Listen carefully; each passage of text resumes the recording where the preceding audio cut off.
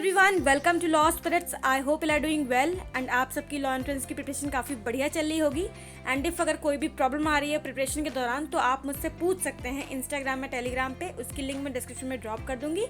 And also you can just drop your problem in comment section, I just see it. Then इस video में हम discuss करने वाले हैं अल्टीमेट मॉक स्ट्रैटेजी के बारे में। एंड ये मॉक स्ट्रैटेजी होगी MSCT लॉ 2022 की, 5 years LLB की। ओके, सो इस वीडियो को लास्ट तक देखिएगा। इस वीडियो में हम ये डिस्कस करने वाले हैं। एंड जैसा कि आपको पता है कि हमारे एग्जाम के सिर्फ 2 मंथ बचे हुए हैं, तो 2 मंथ भी कम नहीं है। आप इन 2 मंथ्स में अच्छे से पढ़कर, अच्छे से गाइडेंस लेकर के आप 120 प्लस टारगेट कर सकते हैं। तो इसके लिए आपकी मॉक स्ट्रेटेजी जो है वो बहुत ही बढ़िया होनी चाहिए, तभी आपको 120 प्लस इसमें मिल पाएगा। Okay, so now let's move on.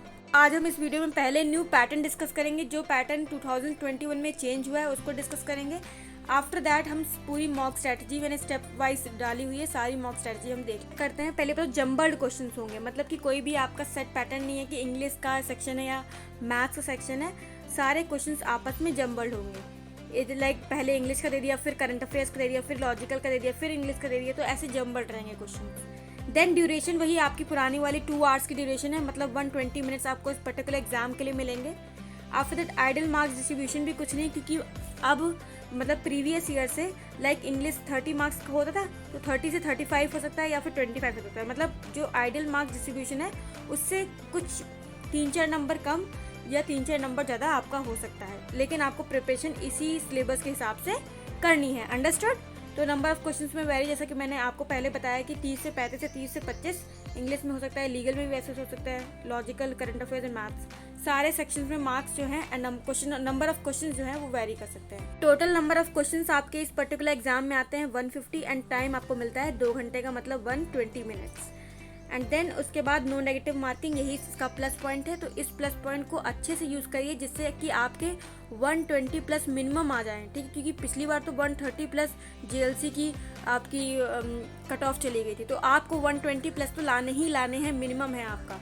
Maximum 130 के ऊपर आपको जाना है। तो हम डिस्कस करेंगे अपनी मॉक स्ट्रैटेजी। तो पहला है start giving twice a week, मतलब मॉक को आप 2 बार एक वीक में दीजिए, क्योंकि मॉक जब आप देंगे तभी आपकी प्रैक्टिस होगी एंड इसी प्रैक्टिस से आप मेन एग्जाम बढ़िया दे पाएंगे।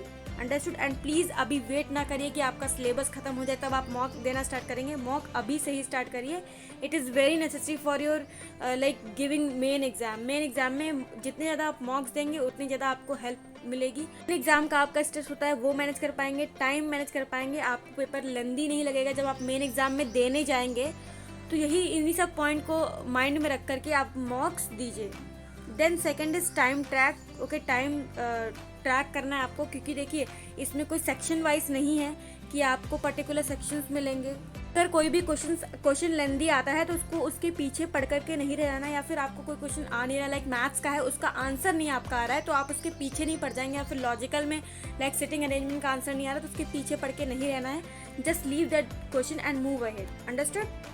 Then next is your analysation in time equals to 2 mock time. इसका मतलब ये हुआ तो मॉक होता है आपका वो 2 आवर्स का होता है, ठीक है? तो आपका एनालाइजेशन जो है उस पर्टिकुलर मॉक को एनालाइज करने का टाइम 4 आवर्स का होना चाहिए। आपको एनालाइज अच्छे से करना है। आप पूरे मॉक में देखिए कि इस मॉक में आपकी क्या वीकनेस रही हैं, ओके, क्या गलतियां आपने करी हैं, उस पर्टिकुलर वीकनेसेस को नेक्स्ट मॉक में नहीं रिपीट करना है। एंड सारी वीकनेसेस को आप एक पेपर पे लिख लें, कॉपी, एक मॉक बुक बना लें, जैसे मैंने प्रीवियस वीडियोज़ में अपने काफ़ी कहा हुआ है।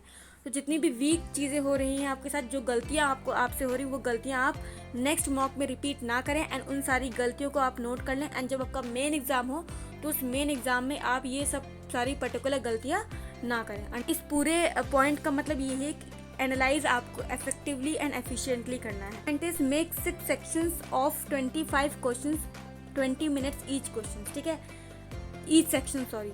तो मतलब आप देखिए सेक्शन तो आते नहीं तो आपको खुद ही सेक्शन बनाने पड़ेंगे। आप 25 क्वेश्चंस को एक सेक्शन बनाइए एंड देन उस पर्टिकुलर सेक्शन को 20 मिनट्स दीजिए। मतलब कि 25 क्वेश्चंस को आपको सिर्फ 20 मिनट्स देना है, तब जाकर के आपका ये पूरा 2 घंटे की साइकिल कंप्लीट होगी एंड आपके ये 150 क्वेश्चंस हो जाएंगे। ओके, तो आप ये एक स्मार्ट वर्क है, तो आपको खुद ही अपने सेक्शंस बनाने हैं, देन आगे अपना फॉरवर्ड करना है अपना वर्क, तो इससे आपका टाइम मैनेज होगा एंड टाइम किल नहीं होगा। Understood. 5th point is give mock in time of main exam. ठीक है, मतलब जिस टाइम आपका मेन एग्जाम, अगर मेन एग्जाम आपका 3 से 5 हो रहा है तो आपको मॉक भी उसी टाइम देना है। ठीक है, लेकिन इसमें MSc लॉ में थोड़ा एक प्रॉब्लम ये आ जाती है कि यहाँ पे एडमिट कार्ड पे आपको दिखाया जाएगा कि किस टाइम आपका एग्जाम होगा। ठीक है, तो इनके 2 स्लॉट होते हैं, एक 10 से 12 का स्लॉट होता है एंड 2 से 5 का एक स्लॉट होता है। तो आप इन दोनों टाइम के बीच ही एग्जाम दीजिए, इन दोनों में से आपको कोई एक स्लॉट मिले। देखिए, जब आप मेन एग्जाम के टाइम मॉक देते हैं ना, उससे आपकी मेंटल स्टेट उसी टाइम में घूमने लगती है एंड उसी टाइम में फिक्स हो जाती है।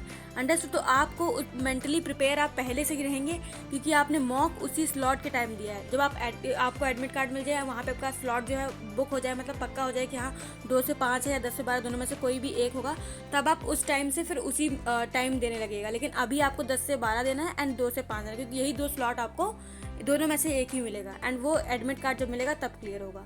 Understood. Then 6th one is section wise analysation. ठीक है, सेक्शन वाइज एनालाइजेशन का मतलब ये है कि जब आप एनालाइज कर रहे हैं पेपर, तो वहाँ पे देखिए कि लाइक इंग्लिश के मिक्सड अप क्वेश्चन होंगे, आपको दिखेंगे नहीं, लेकिन तब भी आप एक पर्टिकुलर पेपर में नोट कर लीजिए कि आपके इंग्लिश में कितने में से कितने नंबर आ रहे हैं। ठीक है, कितने क्वेश्चन आए थे, उनमें कितने नंबर आ रहे हैं। वो तो जम्बल्ड होगा आपका पेपर, क्योंकि वो मॉक डिफरेंट हो गया है, बट आपको उनमें से क्वेश्चन, जैसे इंग्लिश का ये क्वेश्चन था, इंग्लिश का ये वाला था वो वाला था, तो उसको समडअप करके क्वेश्चन नंबर देख लीजिए कितने क्वेश्चन हैं एंड कितने मार्क्स आपने सिक्योर करे हैं, वो देख लीजिए एंड देन आप उसी के हिसाब से अकॉर्डिंग अपनी आगे प्रिपरेशन करिए कि कौन कौन से क्वेश्चन आपसे गलत हुए, नेक्स्ट आपको वो पर्टिकुलर क्वेश्चन गलत नहीं करने। And last 7th point is revise current affairs and important topics before giving mock. ठीक है, ये बहुत ही इंपॉर्टेंट चीज़ है क्योंकि इससे आपकी करंट अफेयर्स की रिवीजन भी होती रहती है एंड आपको मॉक जब आप देंगे तो आप अगर आपने पिछला करंट अफेयर्स पढ़ा है तो वही मोस्ट प्रोबेबली आने के चांसेस होते हैं, तो उससे आपको काफ़ी स्ट्रेंथ मिलती है। हाँ चलो मेरा सही हो गया, तो कॉन्फिडेंस आता है, चलो हाँ मैंने पढ़ा था वही आया है। अंडरस्टूड। तो आप करंट अफेयर्स रिवाइज करिए, इससे आपको करंट अफेयर्स का रिवीजन भी इफेक्टिवली काफ़ी ज़्यादा होगा। जब आप मॉक देने जा रहे हैं उससे जस्ट पहले ही करंट अफेयर्स जरूर के जरूर रिवाइज करें। Thanks for watching. I hope की वीडियो काफ़ी ज़्यादा हेल्पफुल रही होगी एंड अगर आपके पास कोई भी डाउट रह गया है तो आप मुझसे पूछ सकते हैं मॉक से related on Instagram or Telegram, and also you can just drop down your comment in comment section. I'll just address it. And please like and share this video and subscribe to my channel. Share this video with all the law aspirants you know.